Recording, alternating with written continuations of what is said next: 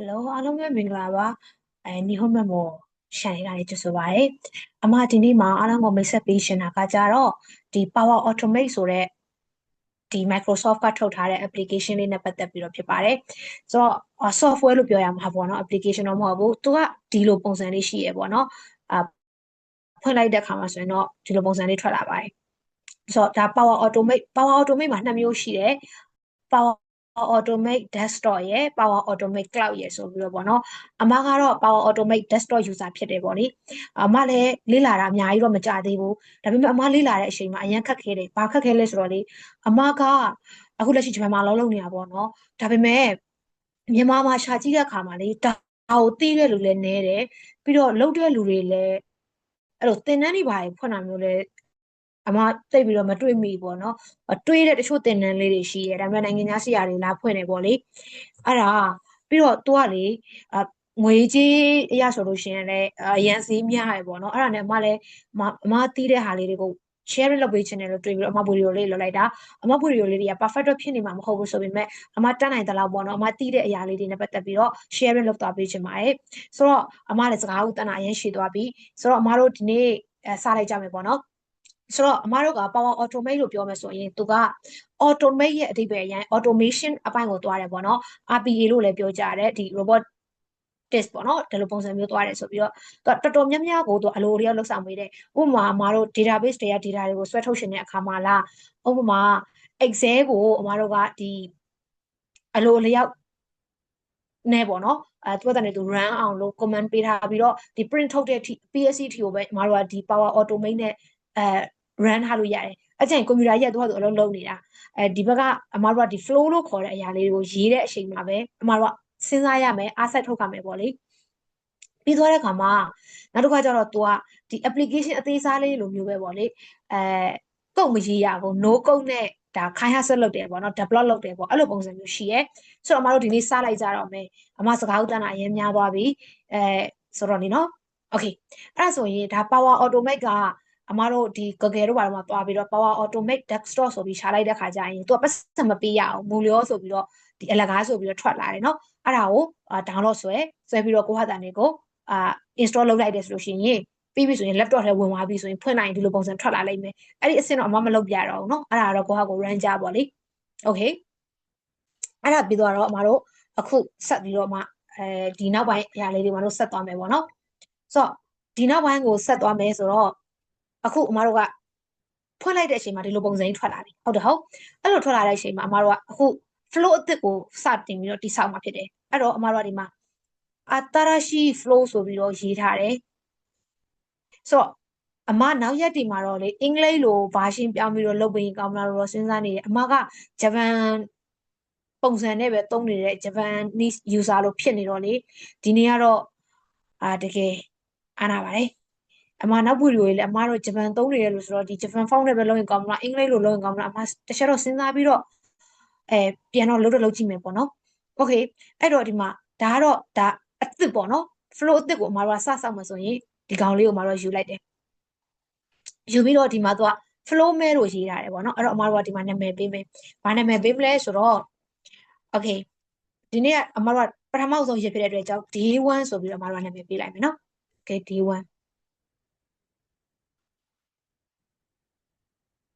okay day 1ကဒီမှာလည်းတစ်ခုရှိနေတယ်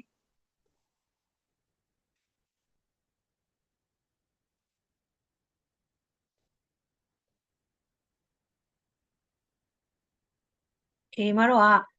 day 1က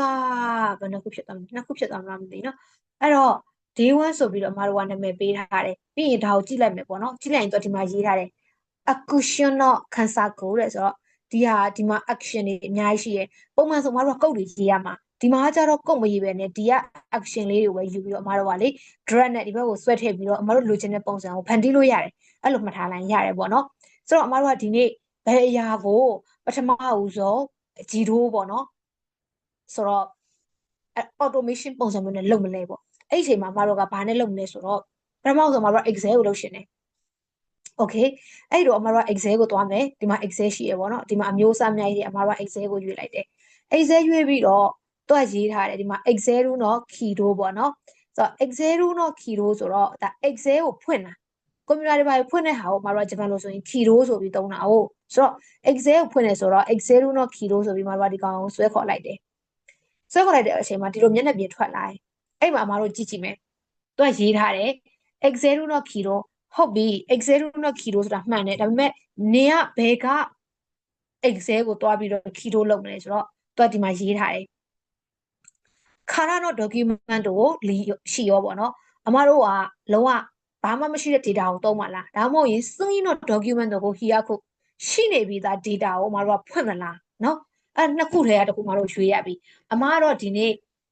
ဘာမှမရှိဘဲနဲ့ excel ကိုသူ့ဟာနေသူအလိုလေးကပွင့်သွားတဲ့ပုံစံမျိုးလုပ်ရှင်တာအဲ့တော့ခါရတော့ document ကိုရှိရောအမရွေးလိုက်တယ်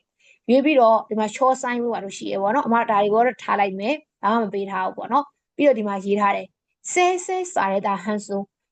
ပေါ့နော်ဒါ variable ပြောတာအဲ့တော့အမတို့ကဒီဟာကို excel instant အနေနဲ့ပေါ့နော်ဒီတိုင်းပဲမှာထားမယ်ပြီးတော့ဟိုစွန်းသိမ်းလိုက်မယ်ပေါ့နော်သိမ်းလိုက်တဲ့ခါမှာဒီကောင်ကြီးကအလုပ်လုပ်လိုက်မယ်အဲ့တော့ဘယ်လိုပုံစံမျိုးလုပ်လဲဆိုတော့အမတို့ကြည့်ကြည့်မယ်အမကြည့်ခိုးလို့ပြောတဲ့ဟာအမ run ကြည့်လိုက်မယ်နော်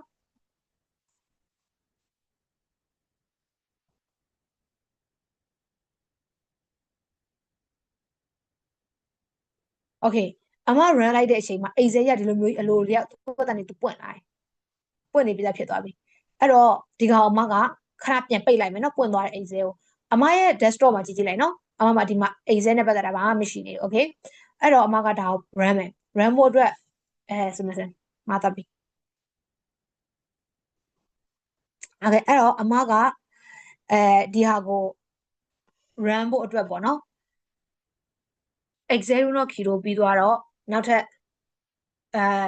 ဆွမ်းနာကဖွင့်ထားတဲ့ excel ကိုအမပိတ်မယ်ပိတ်ရှင်တယ်ဆိုတော့အမ excel ကိုတိုးကြည့်လို့ပေါ့အမကပိတ်တာကိုဘယ်လိုပိတ်ရှင်လဲဆိုတော့အဲ့တော့ဒီမှာသူကရေးထားတယ် excel instance ဆိုပေါ့နော်မင်းဘယ်အကောင်မှာရှိတဲ့ excel ကိုပိတ်မှာလဲဆိုတော့အမကဆွမ်းနာက excel instance ဆိုပြီးနာမည်ပေးထားတဲ့ကောင်ကိုမတော့ပိတ်မှာပိတ်တာကိုဘယ်လိုပုံစံမျိုးပိတ်မလဲဆိုတော့ excel ကိုတိုးကြည့်လို့မှာ excel ကိုမပိတ်ခင်မှာအမတို့ဘယ်လိုပုံစံမျိုးနဲ့ပိတ်မလဲဆိုတော့ဒီမှာရေးထားတယ် document ကိုဟိုစွန်းရှိနိုင်အမတို့ဆွမ်းနာက excel ဆိုတဲ့ document ရှိတယ်အဲ့ဒီဟာအမတို့ကဟိုစွန်းမသိမ့်မဲနဲ့ပိတ်မှာလား okay ဒါမှမဟုတ်ရင် document ကိုဟိုစွန်းဆိုတော့ဒီမှာရှိနေတဲ့ document ကိုအမတို့က save ပြီးတော့ပိတ်မှာလား okay နောက်ထပ်ပိတ်တာကဘယ်လိုပုံစံမျိုးနဲ့ပိတ်မလဲဆိုတော့နာမအဲကိုစခဲ့တဲ့ document ကိုဟိုစွန်းဆိုတော့နာမည်ကိုပေးပြီးတော့မှအမတို့ကဒီ document ကိုပိတ်မလားဆိုတော့အမကနာမည်ပေးပြီးတော့ဒီ document ကိုပိတ်ရှင်တယ် okay အဲ့တော့အမကဒီကောင်ရေးမယ်နော်နာမအဲကိုစခဲ့တဲ့ document ကိုဟိုစွန်းအမရွေးလိုက်မယ်ရွေးလိုက်တော့အမတို့ရေးထားတယ် document တော့မှာခက်ချီကီပေါ့နော်ဘယ်လိုပုံစံမျိုးလဲဆိုရင်အမက excel font အနေနဲ့ပိတ်ရှင်တာပြီးရင်မှ document ကို pass ဆိုတော့သူ့ရဲ့ pack ပေါ့နော်ဘယ်လမ်းကြောင်းမှာဘယ်နေရာမှာသူ့ကိုထားမှာလဲဆိုတော့အမကဒီကောင်ဘယ်လမ်းကြောင်းမှာထားခြင်းလဲဆိုတော့လေဒီ desktop ပေါ်မှာတင်ချင်တာအဲ့တော့ဒီ desktop ပေါ်မှာရှိတဲ့ file patch တစ်ခုကိုအမယူလိုက်မယ်ဒီ coin ဆိုတဲ့ file patch ကိုအမယူမယ်ဆိုရင် right click ထားပြီးရင်ဒီမှာ copy as path ဆိုတဲ့ပေါ့နော်ဒီသူ့ရဲ့လမ်းကြောင်းကဘာမှရှိလဲဆိုတော့ကောင်အမတို့ကပြတ်မှာဖြစ်တဲ့အတွက်ကြောက်ဒီကောင်ယူမယ်ကောင် copy ယူပြီးတော့အမကဒီမှာသွားထားမယ်နော်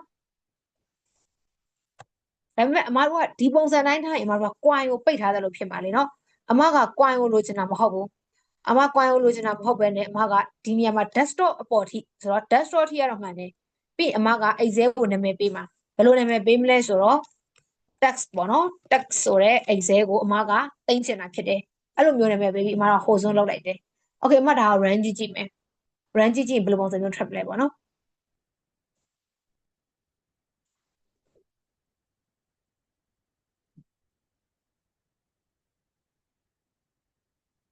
ဆိုတော့ဒီမှာ text ဆိုတဲ့ excel file တွေကရနေပြီဖြစ်ပါတယ်